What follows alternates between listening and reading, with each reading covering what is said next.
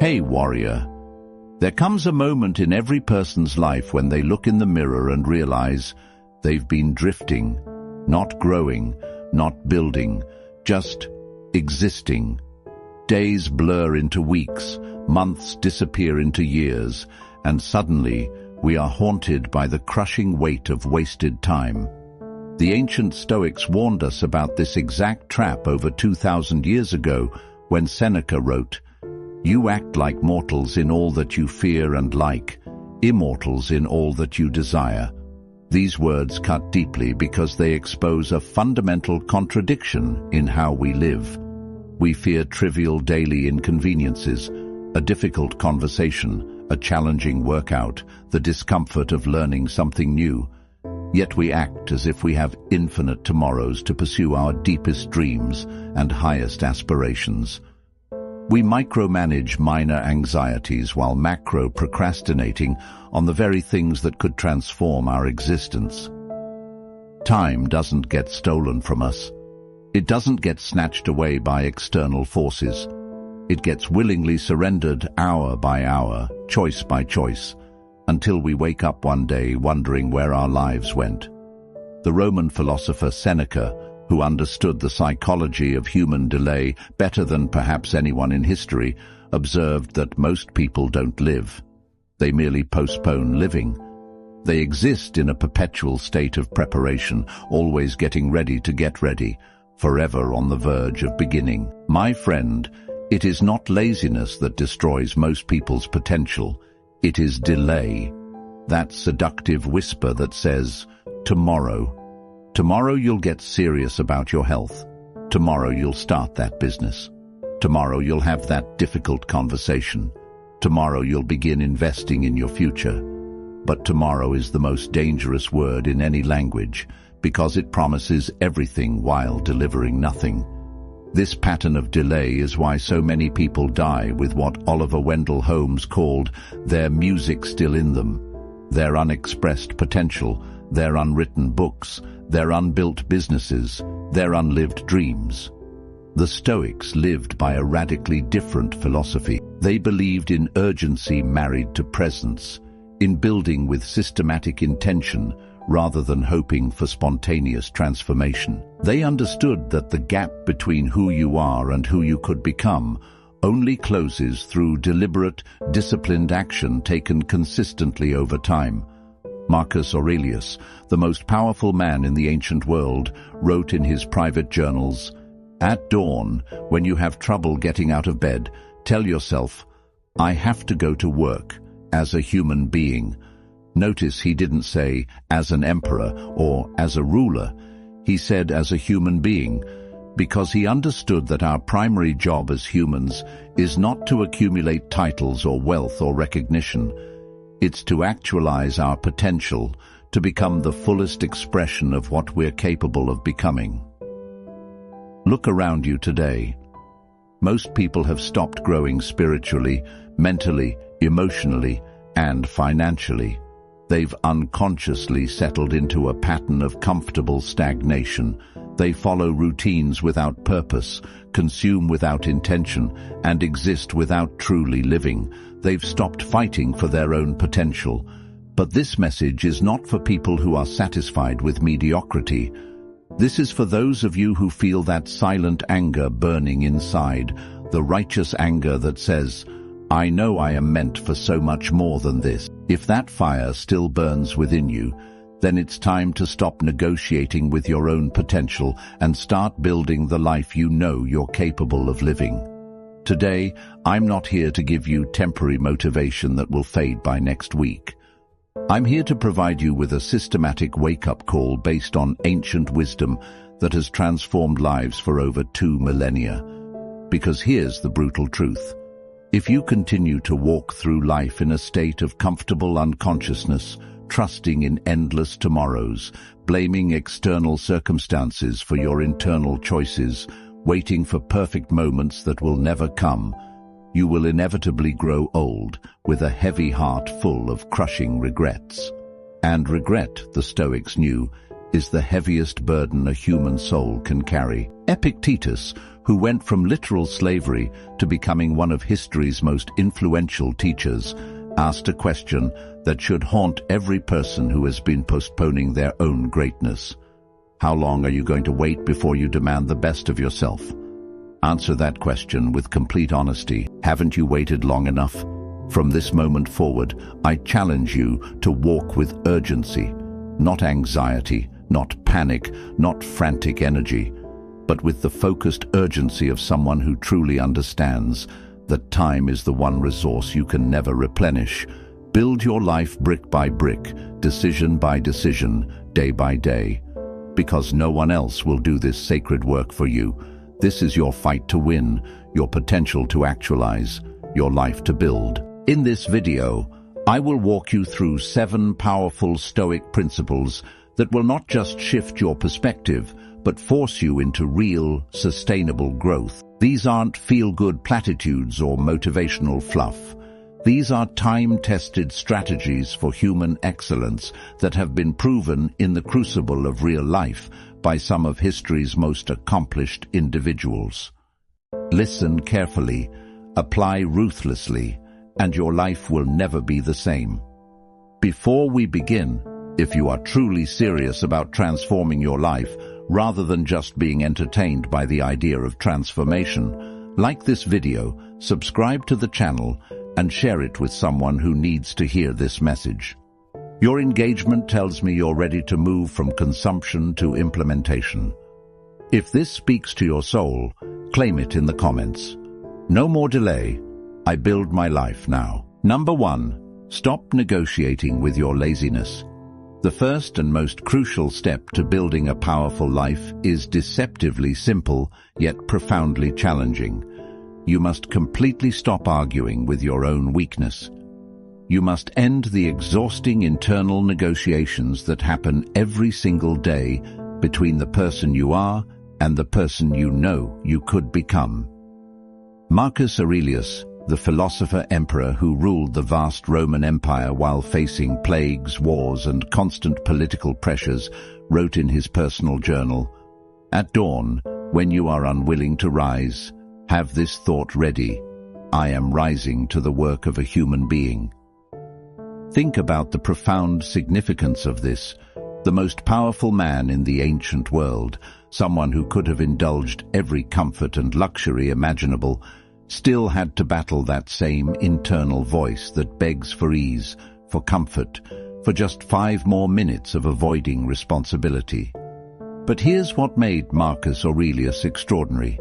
Every single morning he declared war on that voice of comfortable mediocrity. He understood that the battle for your life is won or lost in those crucial moments when your discipline meets your desire for ease. That is the exact mindset you must adopt if you want to build something meaningful with your existence, because nothing destroys human potential faster than the habit of negotiating with your own laziness. Consider how often you've engaged in these internal negotiations over the past month. Your alarm rings at the time you deliberately set, and immediately the bargaining begins. Just 5 more minutes. I'll get up earlier tomorrow. I didn't sleep well, so this is different. You plan to exercise, but you convince yourself that you'll start fresh on Monday. You committed to reading or learning something new, but you rationalize that scrolling on your phone is somehow a form of research or staying informed. Each time you surrender to comfort over commitment, something profound and damaging happens. Your self-respect quietly erodes. You begin to lose faith in your own word, even when that word is given to yourself. You start to see yourself as someone who has good intentions but poor follow-through. Someone who means well but can't be counted on to do what they say they'll do, even to themselves. Ancient Stoicism teaches us that discipline isn't about harsh self-punishment or joyless rigidity. It's about honor, the deep honor that comes from knowing you showed up for yourself, even when every fiber of your being wanted to take the easy path. It's about building an unshakable trust with yourself, knowing that when you make a commitment, even a small one, you can be counted on to follow through. The Stoics understood that laziness operates on multiple levels. Physical laziness is obvious. It's the reluctance to move your body, to exercise, to engage in physical work. But there's also mental laziness, which is far more insidious. Mental laziness convinces you that thinking about problems is the same as solving them, that planning is equivalent to executing, that good intentions are sufficient substitutes for concrete actions. Then there's emotional laziness, the tendency to avoid difficult conversations, to postpone dealing with relationship issues, to stay in situations that drain you rather than doing the hard work of change. And finally, there's spiritual laziness, the failure to examine your deeper values, to question whether your daily actions align with your stated beliefs, to do the ongoing work of becoming the kind of person you respect. Here's what you must understand. Laziness is not just a temporary state or a character flaw. It's a mental habit that strengthens every time you indulge it. Like any habit, it becomes more automatic and more powerful through repetition. But the opposite is also true. Discipline is a habit that grows stronger every time you choose effort over ease, action over avoidance, discomfort over immediate gratification. The Stoics believed deeply in what they called voluntary discomfort, the deliberate practice of choosing challenging actions when easier alternatives are available. They would wake up early when they wanted to sleep longer, exercise when their muscles ached, work when their minds craved rest, eat simple foods when luxury was available. This wasn't masochism or self-punishment. This was strategic preparation for life's inevitable challenges.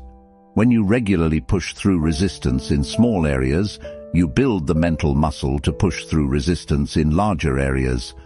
When you honor your commitments to yourself in minor matters, you develop the character to honor them in major matters.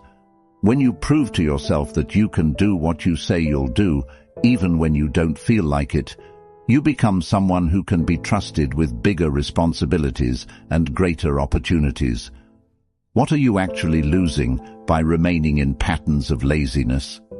You're losing time, the one resource that once spent can never be recovered. You're losing opportunities because while you're negotiating with your resistance, someone else with less talent but more discipline is taking action and moving ahead. You're losing confidence because every time you break a promise to yourself, you reinforce the identity of someone who can't be counted on to follow through. Most importantly, you're losing your dreams. Not dramatically, not all at once, but slowly, gradually, through the compound effect of small surrenders that accumulate over time. Every day you delay taking action, life continues moving forward. The business you wanted to start gets started by someone else. The skill you wanted to develop gets mastered by someone else. The relationship you wanted to build gets built by someone else. Stoicism demands that you master yourself before life forces you to bow to circumstances beyond your control. The best time to defeat laziness is not when you feel motivated. Motivation is temporary and unreliable. The best time to defeat laziness is right now, in this moment, regardless of how you feel. How do you systematically eliminate laziness from your life using Stoic principles? First, expect resistance, and don't be surprised when your body and mind want ease. This resistance is natural and universal. Even Marcus Aurelius felt it. The difference between successful people and unsuccessful people is not the absence of resistance, but the response to resistance. Second, create daily routines and systems that operate independently of your emotional state. Whether you feel energetic or tired, motivated or discouraged, inspired or bored, you execute your commitments. This removes the need to make decisions based on fluctuating feelings and creates automatic momentum in your life. Third, systematically reduce temptations and distractions rather than relying solely on willpower to resist them. If you want to read more, remove the phone from your bedroom. If you want to eat healthier, don't keep junk food in your house. If you want to exercise regularly, lay out your workout clothes the night before. Make good choices easier and bad choices harder through environmental design. Finally, learn to celebrate the discomfort of effort rather than seeing it as something to be endured. That physical discomfort during exercise is your body adapting and becoming stronger. That mental discomfort while learning something challenging is your brain literally forming new neural pathways. That emotional discomfort during difficult conversations is you developing courage and authenticity. Pain becomes your proof. Proof that you are actively becoming someone extraordinary. If you are watching this right now and you recognize yourself in the pattern of negotiating with your own laziness, start by forgiving yourself for past failures. The past is unchangeable, but the future is entirely within your influence. From this moment forward, draw a clear line. The new version of you no longer negotiates with weakness. You rise when the alarm rings, regardless of how much sleep you got. You work even when you're tired, because discipline works when motivation fails. You train even when you're uninspired, because consistency creates capability. You read even when you're bored, because knowledge compounds over time. And day by day, through these small acts of self-discipline, you will feel the transformation. Your mind becomes sharper, your body becomes stronger, your character becomes more reliable, and your life becomes exponentially better, not through luck or external circumstances, but through the systematic application of disciplined choice. The Stoic path is not the easy path, but it is the only path that leads to genuine greatness, authentic self-respect, and the deep satisfaction that comes from knowing you have become the fullest expression of your potential. Comfort is a beautiful prison. Discipline is the key to freedom. The question that will determine the trajectory of your entire life is simple. Will you use that key?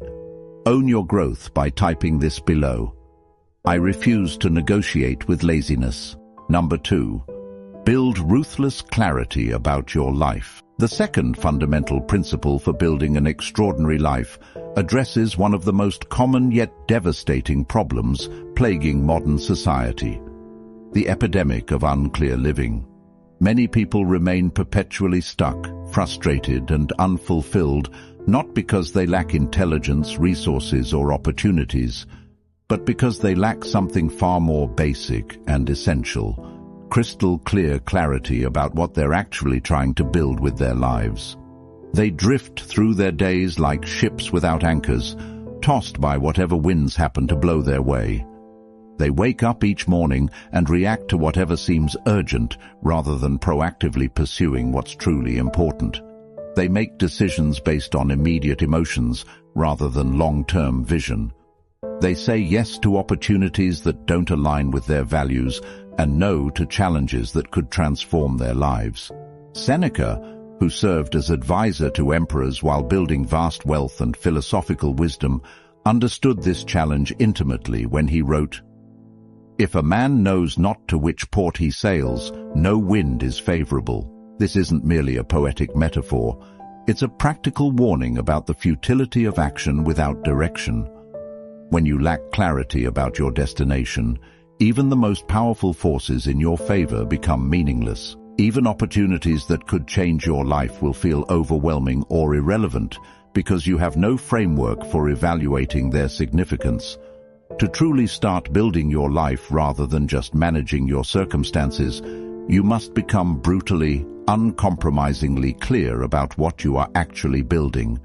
You cannot continue to wake up each day hoping that something magical will happen to you. You cannot keep waiting for external circumstances to provide the direction that only you can determine. You cannot outsource the responsibility of designing your life to other people, to society, to circumstances, or to chance. Stoicism is fundamentally about intentional living, living with conscious purpose rather than unconscious reaction. This requires you to engage with some of the most challenging questions a human being can ask themselves. What kind of person do I want to become over the next 5 years? What specific skills do I want to master and why? What kind of physical health, mental clarity, financial stability, and character strength do I want to possess? What problems do I want to solve in the world? What legacy do I want to leave behind? But here's where most people make a critical error. They approach these questions casually, giving vague, socially acceptable answers that sound good, but provide no real guidance for daily decision-making. They say they want to be successful without defining what success means to them personally. They want to be happy without understanding what actually brings them lasting fulfillment. They want to make a difference without identifying specific problems they feel called to solve. Vagueness is the enemy of achievement. Precision is the foundation of power. When Marcus Aurelius wrote his Meditations, he wasn't creating pretty philosophical statements for public consumption. He was forcing himself to think with razor-sharp clarity about his values, his responsibilities, and his priorities. He understood that a leader who cannot think clearly about his own life cannot possibly lead others effectively. True clarity requires you to sit down with yourself, without distractions, without other people's opinions, without social media, without any of the noise that usually drowns out your authentic voice, and answer the genuinely difficult questions. What do you want to contribute to the world that only you can contribute? What pain or problem do you feel uniquely equipped to address? What lifestyle are you truly willing to sacrifice for, not just dream about? Because here's what separates real clarity from wishful thinking. Clarity is not just about dreams and aspirations. It's about sacrifices and trade-offs. If you want to build something extraordinary, you must also be willing to give up everything that weakens or distracts you from that building process. That might mean distancing yourself from friends who drain your energy. It might mean saying no to social activities that don't align with your priorities. It might mean eliminating habits that consume your time without contributing to your growth. Once you achieve genuine clarity about your direction, your life becomes dramatically simpler and more powerful. Not easier. Clarity doesn't eliminate challenges, but simpler, because you now have clear criteria for making decisions. Does this opportunity move me closer to who I want to become or further away? Does this relationship energize me or drain me? Does this activity contribute to my long-term vision or just consume my short-term attention? When you know exactly where you're going, what doesn't align with that destination gets naturally eliminated. You stop saying yes to things out of guilt, boredom, or social pressure. You start saying no to good opportunities so you can say yes to great ones. You begin to understand what Seneca meant when he said that true wealth consists not in having many possessions, but in having few wants that align perfectly with your deepest values. Even Marcus Aurelius, despite having access to unlimited power and luxury, constantly reminded himself, "You could leave life right now. Let that determine what you do and say and think." This wasn't morbid thinking. This was clarity thinking. When you truly internalize the reality that your time is limited and precious, you stop wasting it on activities, relationships, and pursuits that don't contribute to your highest good. That reminder of mortality pushes us toward laser-focused clarity. If death is guaranteed and timing is uncertain, then spending your limited days in confusion, distraction, or purposeless activity becomes a profound dishonor to the gift of existence. When you are clear about your values and direction, you move with intention rather than drift with circumstances. You speak with purpose rather than just make noise. You wake up with a compelling reason to engage fully with the day ahead. The practical application of this principle requires you to create what I call a personal manifesto, a written document that captures your core values, your long-term vision, and your non-negotiables. Write down specifically who you must become to achieve the life you truly desire, not the life others expect you to want. Define your absolute non-negotiables, the things you refuse to compromise on, regardless of external pressure or convenience. Perhaps your non-negotiables include your morning routine that sets the tone for your entire day. Maybe they include your commitment to physical fitness as the foundation for mental and emotional strength. They might involve your dedication to continuous learning and skill development, or your insistence on financial discipline and investment in your future self. The specific content matters less than the clarity and commitment with which you define and protect these priorities. Once you build that clarity, your next responsibility is to protect it fiercely, because the world will constantly try to distract you with noise, entertainment, drama, gossip, and other people's emergencies. Social media algorithms are specifically designed to fragment your attention. News cycles are engineered to create artificial urgency about things you cannot control. Consumer culture profits from keeping you confused about what you actually need versus what you think you want. But you are not like most people. You are not casual about your existence. You are becoming a Stoic architect of your own destiny. You must guard your focus and clarity like a warrior guards his most precious weapon. When external forces try to pull you off course, your clarity becomes your compass, always pointing you back toward what truly matters. Clarity, when properly developed and fiercely protected, becomes a strategic weapon. With it, you cut through confusion and make decisions quickly and confidently. Without it, you drown in the chaos of endless options and other people's opinions. In a world that profits from your distraction and confusion, maintaining crystal-clear focus on your own path becomes not just a personal advantage, but an act of rebellion against forces that want to keep you small, uncertain, and easily manipulated. When Epictetus was asked why he trained so rigorously in philosophical thinking, he responded, "No man is free who is not master of himself." You become the master of your life the precise moment you get clear about the life you are determined to build, regardless of what anyone else thinks about your choices. So, look into your future with sharp, uncompromising eyes. Decide with precision who you want to become. Identify with brutal honesty what you need to eliminate from your current life. Then move forward with unshakable clarity about your direction, even if that means walking alone, even if that means disappointing people who prefer you small and uncertain, even if that means making choices that others cannot understand. Your life is not a democracy. You don't need consensus or approval to pursue your highest vision of what's possible. You just need clarity, commitment, and the courage to act on both. Number 3, stop waiting for motivation. Create momentum yourself. The third transformative principle that separates those who actually build meaningful lives from those who merely dream about them addresses one of the most pervasive and destructive myths in modern self-development culture. The belief that success belongs to those fortunate few who wake up each day flooded with natural motivation and inspiration.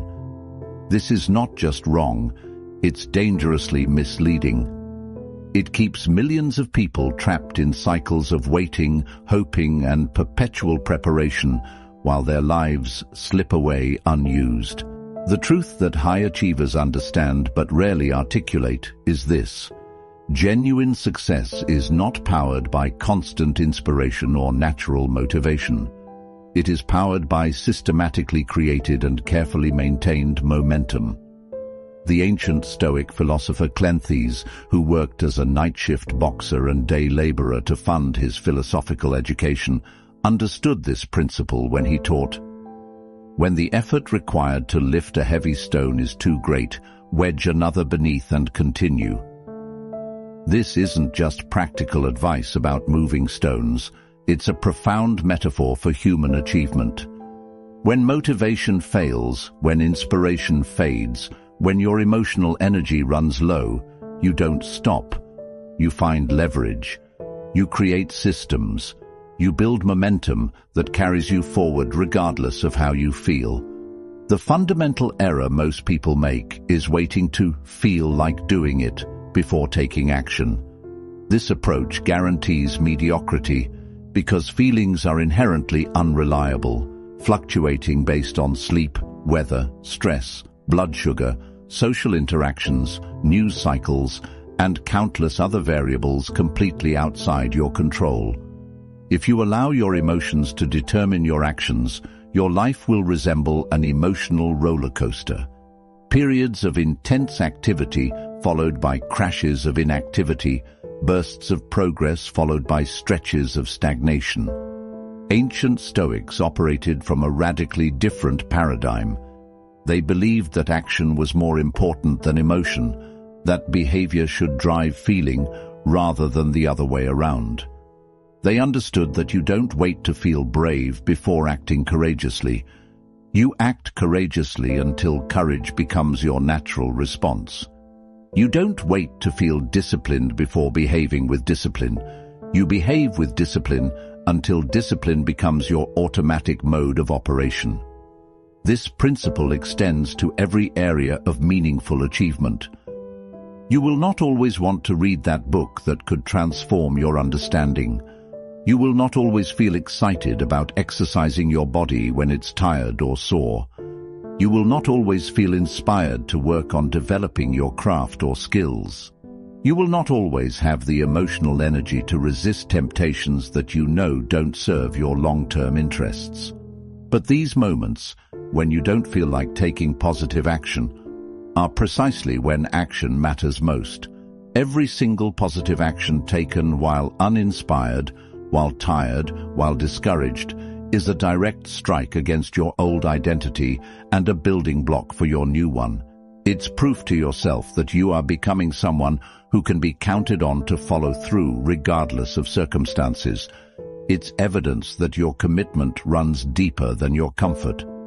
The Stoics understood that you don't need to start with massive, life-changing actions. In fact, attempting to do too much too quickly often leads to burnout and abandonment of your goals.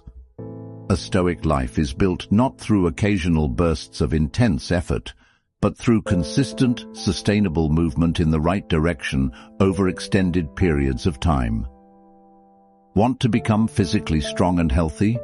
Begin with just 10 minutes of movement every single morning, regardless of how you feel. Not 2 hours at the gym when you're motivated, but 10 consistent minutes that you can maintain even on your worst days. Want to master a valuable skill?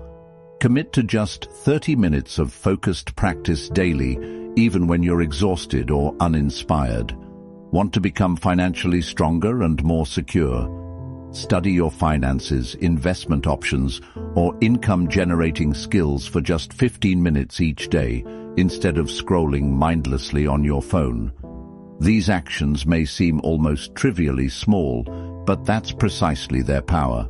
Small actions maintained consistently generate what mathematicians call compound effects, results that grow exponentially over time rather than linearly. And perhaps more importantly, small, consistent actions generate psychological momentum. Once momentum begins building, motivation naturally follows rather than preceding action. This relationship between action and motivation is crucial to understand because it's the reverse of what most people expect. They wait for motivation to drive action, when, in reality, action creates motivation. When you take positive steps forward, even small ones, you begin to see yourself as someone who takes positive steps forward. This identity shift then makes future positive actions more likely and easier to maintain. Remember that emotion is inherently unreliable as a foundation for sustained action. Some days you will feel powerful, energetic, and capable of conquering the world. Other days you will feel empty, tired, discouraged, or overwhelmed. If you allow these natural emotional fluctuations to determine Whether you take positive action, your progress will be erratic at best, non-existent at worst. The Stoics believed deeply in what they called steadiness, the ability to maintain consistent forward movement regardless of internal or external circumstances. Marcus Aurelius, who had to maintain his philosophical practice through wars, plagues, family tragedies, and enormous political pressure, wrote extensively about the importance of showing up consistently rather than dramatically. Discipline, from a Stoic perspective, is not about how intensely you can perform when you feel like it. It's about how consistently you can show up when you don't feel like it. It's not about hitting one massive home run when you're inspired. It's about taking one small step forward every single day, regardless of conditions. Just as water carves through solid stone, not through force but through persistence, disciplined daily action carves a new future for you through consistency rather than intensity. This principle has profound implications for how you approach personal change. You may never feel completely ready to start that business, write that book, have that difficult conversation, or make that significant life change. Most people use this feeling of not being ready as justification for delay. But the Stoics remind us that the only perfect time for positive action is now, in this moment, with whatever resources and knowledge you currently possess. Life is unpredictably short and mercilessly unforgiving to those who wait for perfect conditions. While you're researching, planning, and waiting to feel ready, opportunities pass, time expires, and other people with less knowledge but more willingness to act move ahead of you. Stop overthinking your decisions and overplanning your actions. Start acting with the information you have, adjust based on the feedback you receive, and trust that momentum will create the clarity and confidence you're waiting for. Mahatma Gandhi, whose philosophy was deeply influenced by Stoic ideals, observed that action expresses priorities. Your daily actions reveal what you actually value, not your words, intentions, or stated goals. If you truly value your future self, your potential, and your dreams, prove it through your willingness to take action when you don't feel like it. If you truly believe you're capable of more than your current circumstances suggest, demonstrate that belief through daily choices that reflect someone living at that higher level. Set what I call daily minimums, the smallest possible version of important activities that you can maintain even on your most challenging days.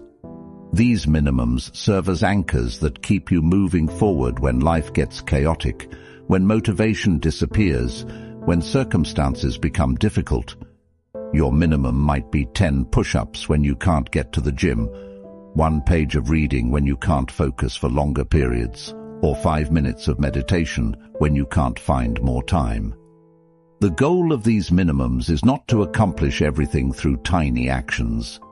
It's to maintain momentum and identity consistency. When you honor your minimums every day, you prove to yourself that you are someone who follows through on commitments. This proof builds the psychological foundation for larger commitments and bigger actions. Move forward regardless of your emotional state.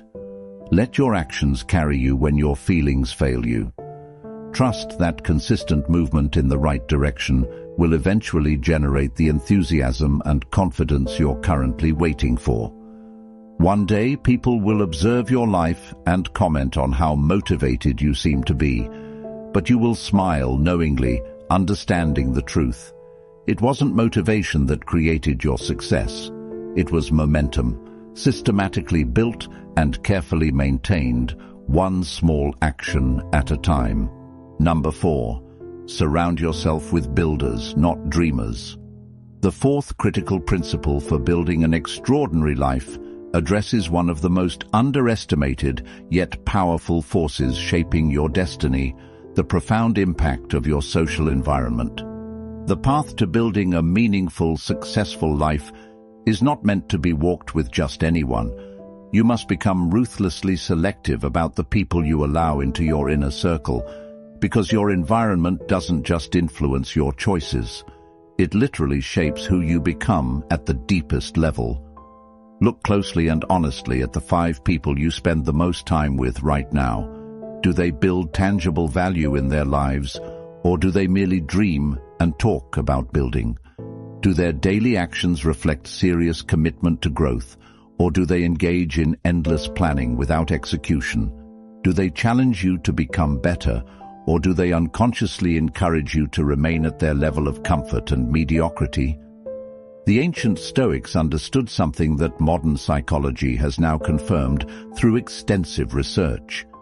You become remarkably similar to the people you consistently spend time with.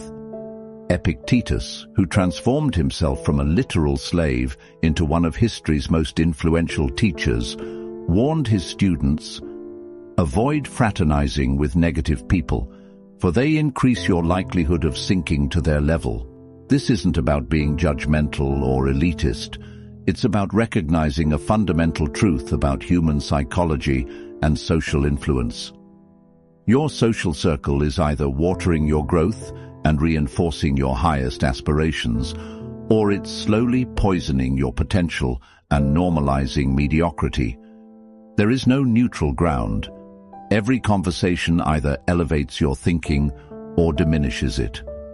Every social interaction either strengthens your commitment to excellence or weakens your resolve to push beyond comfort.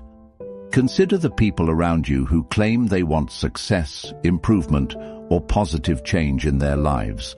Now observe their actual daily behaviors rather than listening to their stated intentions. Do they wake up early to work on their goals, or do they sleep late and make excuses? Do they invest their free time in learning, creating, or building, or do they spend their evenings gossiping, consuming mindless entertainment, or engaging in activities that contribute nothing to their stated objectives? Many people say they want discipline, but they spend their social time with people who celebrate quitting when things become difficult. They claim they want financial success, but they surround themselves with people who have negative attitudes toward money, success, and achievement. They say they want to grow personally, but they maintain friendships based on shared complaints rather than shared aspirations. If you continue to keep such people close, you will unconsciously begin to accept their standards as normal and reasonable. Soon, being late becomes understandable because everyone in your circle is frequently late. Making excuses becomes realistic because everyone around you makes excuses for their lack of follow-through. Quitting becomes mature and knowing your limits because everyone around you has a story about why they gave up on their dreams. Without even realizing it's happening, your internal fire begins to dim, not because you lost your desire for a better life, but because you're surrounded by people who never had that fire to begin with, or who extinguished theirs years ago and now unconsciously work to extinguish yours as well. Mediocrity loves company, and misery is always recruiting. To truly build your life according to your highest vision, you must strategically and systematically surround yourself with what I call builders. People who consistently take action toward meaningful goals. These are individuals who wake up early not because they have to, but because they want to maximize their day. They exercise regularly not because it's easy, but because they understand the connection between physical discipline and mental strength. They invest in learning and skill development not because it's entertaining, but because they're committed to increasing their value and capability over time. Builders talk less about what they're going to do and spend more time actually doing it. They discuss strategies, share resources, and offer practical help rather than just emotional support for staying comfortable. They push forward with quiet intensity, focusing on results rather than recognition. Most importantly, being around such people naturally forces you to raise your own standards because their consistent excellence makes your excuses feel shameful and your potential feel urgent. This is why Marcus Aurelius, despite being surrounded by people who would agree with anything he said, constantly advised himself to live as on a mountain, elevated above the noise of popular opinion, focused on character development rather than social approval, committed to growth rather than comfort. He understood that even as the most powerful person in his world, he needed to maintain psychological distance from people who might lower his standards or distract him from his philosophical development. The practical application of this principle requires you to make some potentially difficult decisions about your current relationships. You need to gradually distance yourself from people who drain your energy, discourage your ambitions, or normalize behaviors that keep you from reaching your potential. This doesn't mean being cruel or making dramatic announcements about ending friendships. It simply means slowly reducing the time and emotional energy you invest in relationships that don't support your highest good. Simultaneously, you need to begin gravitating toward people, places, and environments where serious individuals gather. Attend different types of events. Join organizations focused on learning, building, or achievement. Spend your time in libraries, gyms, co-working spaces, workshops, or any environment where people are actively working on improving themselves rather than just talking about improvement. Some of you are hesitating because you're afraid that outgrowing your current social circle will leave you alone. Let me be direct. Temporary solitude is infinitely better than permanent mediocrity. The Stoics not only embraced periods of solitude, they considered it essential training for mental strength and character development. In solitude, you confront your weaknesses without the distraction of social dynamics. You develop your own thoughts without the influence of others' opinions. You build the inner strength that makes you worthy of attracting other strong people into your life. You cannot find high-caliber people by maintaining low-caliber habits. You cannot attract builders while you're still operating like a dreamer. The solution is not to search desperately for better people to spend time with. The solution is to become the type of person that better people naturally want to be around. Start building your own life with such consistency and excellence that other builders notice your commitment and want to connect with you. Work on your physical fitness, mental development, financial discipline, and skill acquisition with such seriousness that people who are also serious about these areas are naturally drawn to your energy and focus. Remember this fundamental truth. Genuine builders build regardless of who's watching or applauding. They don't need constant encouragement or social validation to maintain their commitment to excellence. If you want to transform your life and attract other people who are also committed to transformation, you must first become someone who builds consistently, whether anyone notices or not. The quality of your life will ultimately be determined by the quality of the people you choose to walk alongside. Choose people who challenge you to grow rather than comfort you in staying the same. Choose people whose actions inspire you rather than whose words entertain you. Choose people who are building something meaningful rather than people who are just passing time until they die. Number 5. Stop consuming to escape. Start learning to evolve. The 5th transformative principle addresses what may be the most widespread and destructive habit in modern society: mindless consumption as a form of emotional escape. We live in an era of unprecedented access to information, entertainment, and distraction.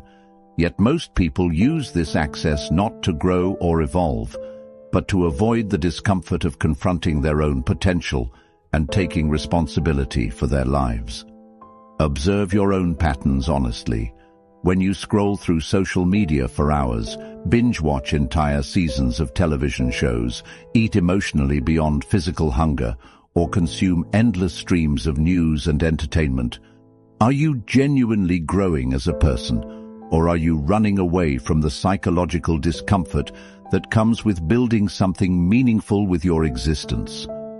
The ancient Stoics, living in a world with far fewer distractions, but the same human tendencies toward avoidance, understood that consuming without clear intention is a subtle form of self-destruction. Seneca, who had access to all the luxuries and entertainments that Roman wealth could provide, wrote, "We suffer more often in imagination than in reality."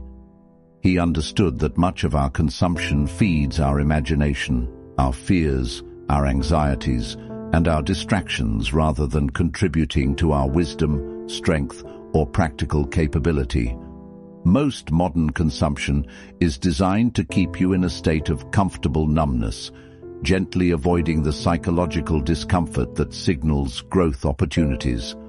Every hour you spend consuming content that doesn't challenge you, educate you, or inspire you to take positive action is an hour stolen from the active construction of your future self. Think about this mathematically. If you currently spend 2 hours per day in mindless consumption, scrolling, watching, eating, or consuming for emotional regulation rather than genuine value, that's 14 hours per week, roughly 60 hours per month, over 700 hours per year. Now imagine redirecting even half of that time toward reading philosophy, learning practical skills, exercising your body, studying financial literacy, practicing a craft, or developing any capability that compounds over time. In just 1 year, with no other changes to your life, you would invest over 350 hours in your own development. That's equivalent to almost 9 full-time work weeks, dedicated to becoming more capable, knowledgeable, and valuable. Over a decade, this would represent nearly 4,000 hours of deliberate personal development, enough to achieve genuine mastery in multiple areas of life. The Stoics believed that life should be lived deliberately and intentionally, with every choice contributing to your development as a human being. This doesn't mean you must never relax or enjoy simple pleasures. It means that your relaxation should be earned through productive effort, and your consumption should serve a clear purpose rather than simply filling time or avoiding discomfort. Marcus Aurelius, who could have indulged in any entertainment or luxury imaginable, instead wrote in his personal journal, "You become what you give your attention to." This principle is even more crucial today than it was in ancient Rome. If you consistently give your attention to chaos, drama, negativity, or meaningless stimulation, you will become chaotic, dramatic, negative, and addicted to stimulation. If you consistently direct your attention toward wisdom, growth, health, and meaningful challenges, you will become wise, growing, healthy, and comfortable with meaningful difficulty. The shift from consumptive escape to evolutionary learning begins with honest self-assessment. For 1 week, track how you spend your discretionary time, the hours when you're not sleeping, working, or handling basic life maintenance. How much of this time contributes to your long-term growth versus short-term emotional management? Then begin systematically replacing consumptive habits with learning habits. Instead of automatically reaching for your phone when you feel bored or anxious, reach for a book that challenges your thinking. Instead of watching random videos or scrolling through social media, watch educational content that teaches you practical skills. Instead of consuming news that makes you feel informed but powerless, study subjects that increase your actual capability and influence. This doesn't require dramatic lifestyle changes. Start by replacing just 30 minutes of daily mindless consumption with 30 minutes of intentional learning. Read books that expand your understanding of psychology, philosophy, business, health, or any field that interests you. Listen to podcasts or lectures that challenge your assumptions and introduce you to new ideas. Watch videos that teach you practical skills rather than just entertaining you. But here's the crucial distinction. Don't just consume information, apply it. Knowledge becomes wisdom only when it's tested through practice and integrated into your daily life. Read about fitness and then exercise. Study communication principles and then practice them in your relationships. Learn about financial literacy and then implement better money management strategies. The ultimate transformation happens when consuming becomes a strategic activity rather than an escape mechanism. When your brain begins craving knowledge and growth more than it craves distraction and comfort, you've made the shift from consumer to builder, from victim of circumstances to architect of your own development. Marcus Aurelius captured this perfectly when he wrote, "Bear in mind that the measure of a man is the worth of the things he cares about." What you choose to consume reveals what you actually care about, regardless of what you say your priorities are. If your consumption patterns reflect someone who cares more about comfort than growth, entertainment than education, distraction than development, then those are your true priorities, and your life will reflect them accordingly. Make a conscious decision today to care about your evolution more than your entertainment. Choose growth over distraction repeatedly until it becomes your natural preference. Invest your attention in content that makes you more capable rather than content that simply makes time pass more pleasantly. Your future self, the person you could become through disciplined, intentional development, is depending on the choices you make right now about how to use your most precious resource, your attention. Drop this affirmation in the comments. I consume wisdom, not distractions. Number 6. Master boredom. That's where greatness is built. The sixth principle for building an extraordinary life addresses one of the most overlooked yet critical factors that separate those who achieve lasting excellence from those who remain perpetually average: the ability to not just tolerate, but actually master boredom. Most people never build anything truly significant in their lives, not because they lack intelligence, resources, or opportunities, but because they cannot handle one fundamental requirement of all meaningful achievement: the extended periods of unglamorous, repetitive, seemingly boring work that excellence demands. In our hyper-stimulated, instant gratification culture, boredom has become something to be avoided at all costs. The moment people feel understimulated, they reflexively reach for their phones, turn on entertainment, seek social interaction, or find any distraction that provides immediate stimulation. This creates a psychological dependency on constant novelty and excitement that makes sustained focus on long-term goals nearly impossible. Marcus Aurelius, who had access to all the stimulation and entertainment that the Roman Empire could provide, instead chose to spend his time in philosophical reflection and character development. He reminded himself daily, "It is not death a man should fear, but never beginning to live." Yet beginning to truly live in the deepest sense often looks remarkably boring to outside observers. Early mornings spent in solitary reflection, hours of repeated practice on fundamental skills, long periods of quiet focus on important but unexciting work. Predictable routines maintained consistently over years. This is where genuine greatness grows, not in moments of inspiration or excitement, but in the still, unseen, slow accumulation of expertise and character that comes from doing what needs to be done when nobody is watching and nothing feels particularly exciting about doing it. Look at any person you genuinely admire for their achievements, skills, or character. Their daily reality, stripped of social media highlights and public recognition, is largely structured, disciplined, and repetitive. They don't chase constant excitement or novelty. They don't need every activity to feel stimulating or entertaining. They understand something that the majority of people never learn. What feels boring today will compound into capabilities so extraordinary that others will eventually call the results destiny or natural talent. The modern world has created an entire population that is psychologically addicted to stimulation. This addiction makes sustained focus on any single activity feel uncomfortable after just a few minutes. It creates what researchers call continuous partial attention, a state where you're always somewhat distracted, always seeking the next source of stimulation, never fully present with whatever you're currently doing. This stimulation addiction is devastating to your potential because mastery in any field requires what psychologists call deliberate practice, focused, repetitive work on specific skills over extended periods. It requires you to stay engaged with activities that may feel boring, difficult, or frustrating, long enough for compound effects to create breakthrough results.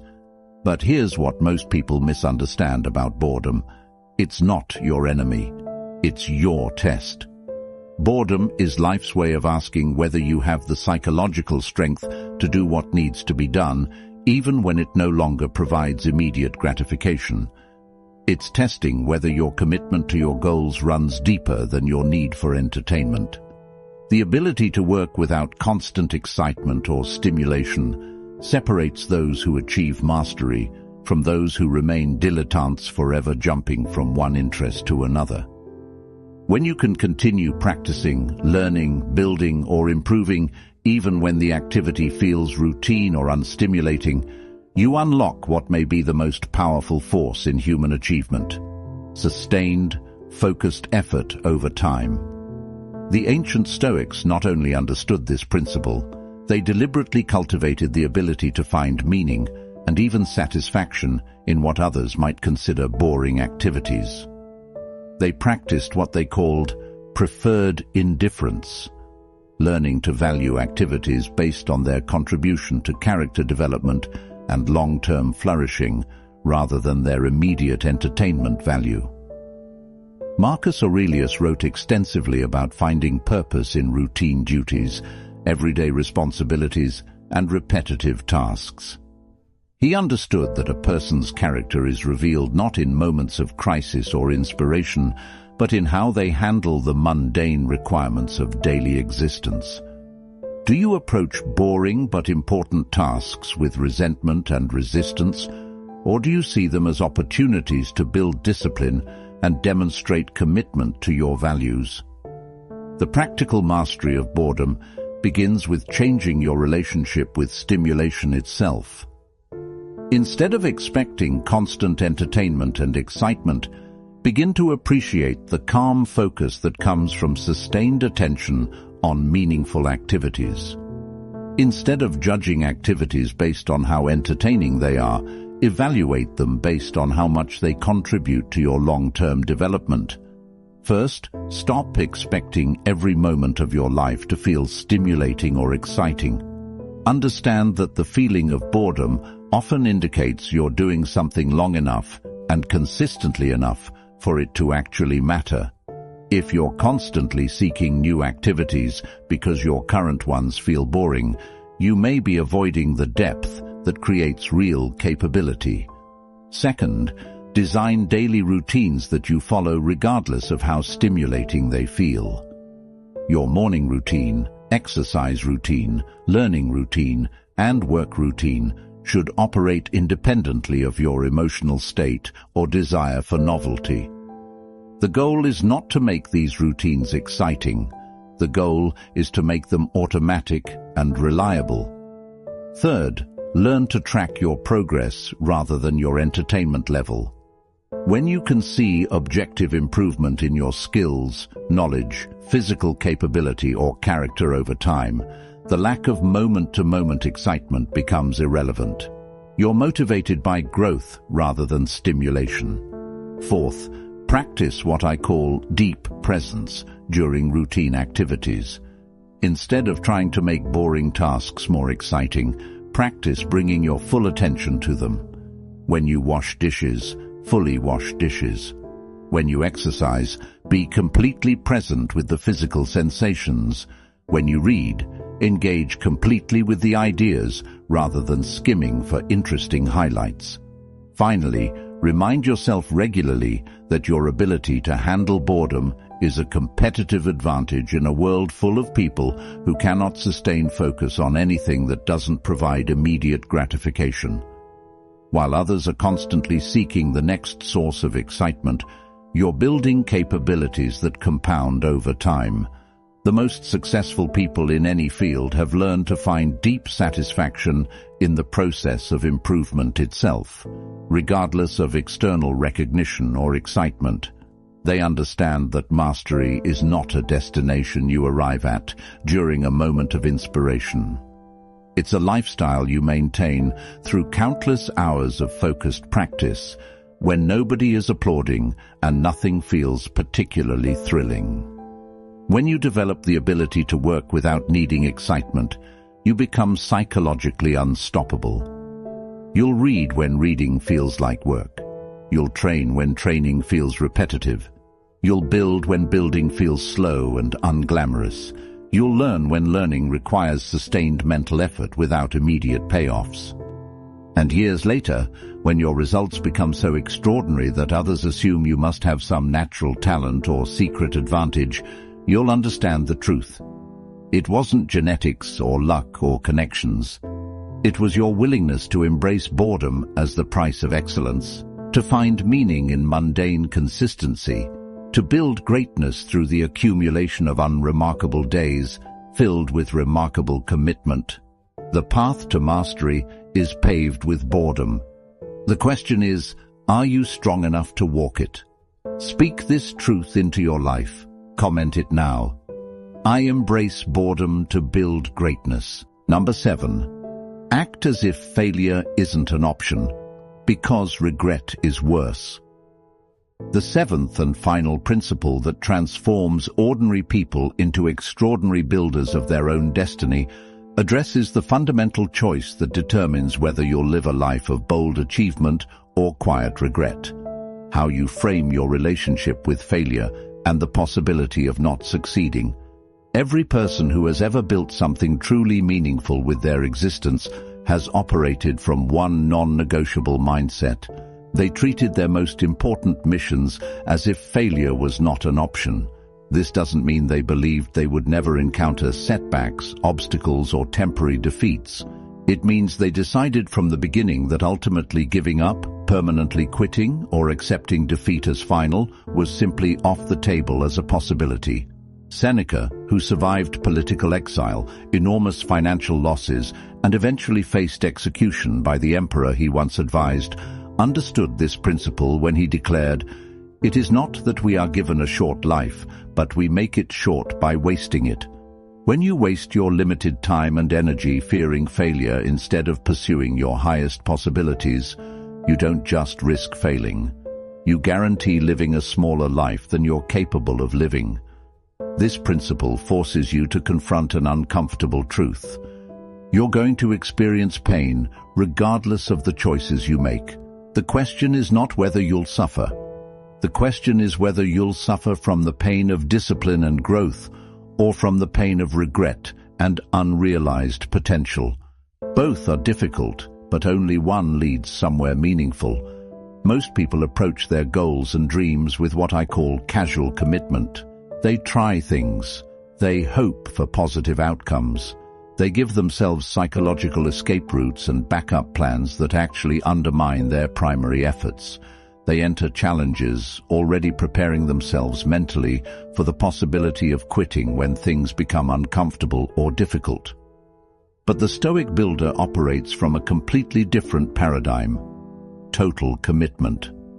When they decide something truly matters, whether it's their health, their relationships, their financial security, their skill development, or their contribution to the world, they psychologically burn their ships. They eliminate the option to retreat back to comfortable mediocrity. This creates a mental state where resourcefulness, creativity, and persistence become not just desirable qualities, but absolute necessities. When you remove the option to quit permanently, your mind is forced to become incredibly resourceful in finding ways to continue moving forward despite obstacles. When you decide that ultimate failure is simply not acceptable, your heart develops the kind of resilience that can weather temporary setbacks without losing long-term vision. When you commit fully to a meaningful outcome, your entire being aligns behind that commitment in ways that casual effort never achieves. This is not about toxic positivity or pretending that failure is impossible. It's about strategic psychology, choosing beliefs and mental frameworks that maximize your chances of ultimate success while minimizing your chances of premature surrender. It's about understanding that how you think about failure significantly influences how you respond to setbacks when they inevitably occur. Ask yourself this crucial question: what frightens you more, the possibility of failing at something important, or the certainty of living with regret about things you never seriously attempted?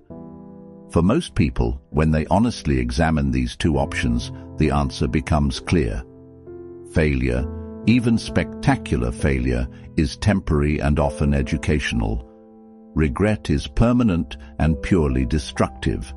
Failure can teach you valuable lessons about strategy, timing, preparation, or approach. Failure can build character, resilience, and wisdom. Failure can redirect you toward better opportunities that you wouldn't have discovered otherwise. Failure can motivate you to develop skills and capabilities you wouldn't have needed if everything had been easy. Regret, by contrast, teaches you nothing except how it feels to avoid taking the risks that could have transformed your life. Regret builds nothing except a growing sense of what might have been if you had been braver, more committed, more willing to endure temporary discomfort for long-term gain. The Stoics trained themselves to confront fear logically rather than emotionally. They would systematically examine their concerns by asking, what is the worst realistic outcome if I pursue this goal aggressively and don't achieve it? What is the worst realistic outcome if I don't pursue it seriously and spend years wondering what could have been? Often this analysis reveals that staying in safe, comfortable mediocrity carries far more long-term risk than bold action toward meaningful goals. Life punishes the timid far more brutally and persistently than it punishes the bold. The timid suffer daily from the slow erosion of self-respect that comes from knowing they're not living up to their potential. The bold suffer temporarily from setbacks that ultimately contribute to their strength and wisdom. Start treating your most important dreams and goals like life and death missions. Want to start a business that could provide financial freedom and meaningful work? Go all in with your research, planning, networking, and execution. Don't dabble. Don't see what happens. Commit fully and adjust your approach based on results, but never adjust your commitment to the ultimate outcome. Want to transform your physical health and fitness? Train and eat like your life literally depends on it, because in many ways, it does. Your energy, confidence, longevity, and overall quality of life are directly connected to the health choices you make consistently over time. Want to develop skills that could change your career trajectory and earning potential? Study and practice like your future financial security depends on your willingness to master these capabilities, because it probably does. This level of commitment doesn't guarantee that you'll never face setbacks or temporary failures, but it does guarantee that you won't quit prematurely, that you'll persist through difficulties that stop most people, and that you'll extract maximum learning and growth from every experience, whether immediately successful or not. Marcus Aurelius understood this when he wrote about treating obstacles as fuel for further action. The impediment to action advances action. What stands in the way becomes the way. He didn't see failure as the opposite of success. He saw it as raw material for building greater success.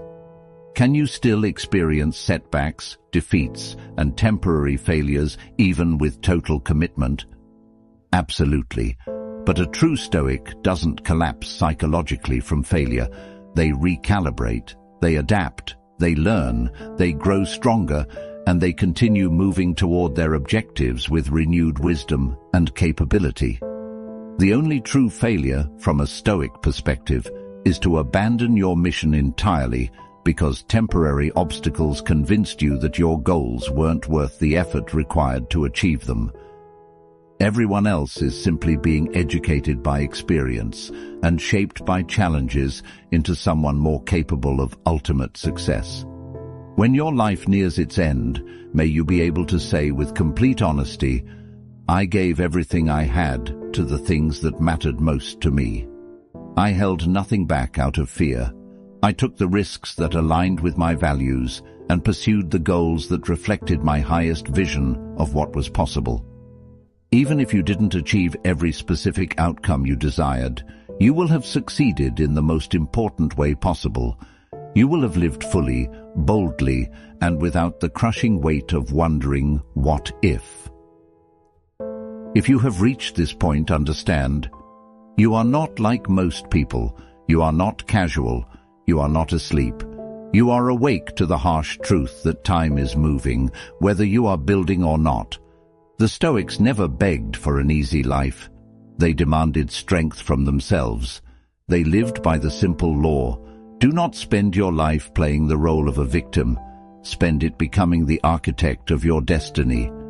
Your future does not need more promises. It needs your action. The 7 principles you've heard today are not motivation. They are tools. Use them daily. Build your life with discipline, clarity, momentum, powerful environments, intentional consumption, boredom mastery, and fearless commitment. If you do this consistently, you will shock yourself with who you become. If you delay again, life will pass, and no one can give you that time back. Stop bargaining with weakness. Stop begging for comfort. It is time to stand tall, breathe deeply, and act with urgency. Look life directly in the eyes and declare, "I am here to build, not to waste." You have everything you need: a mind capable of logic, a heart capable of courage, and time, which is running out. So, begin, today, right now, because the longer you wait to take control, the harder it becomes to reclaim your destiny. Drop this final affirmation in the comments: I build my life with relentless discipline. Don't forget to like, comment, share, and subscribe to the channel to stay on this powerful Stoic journey.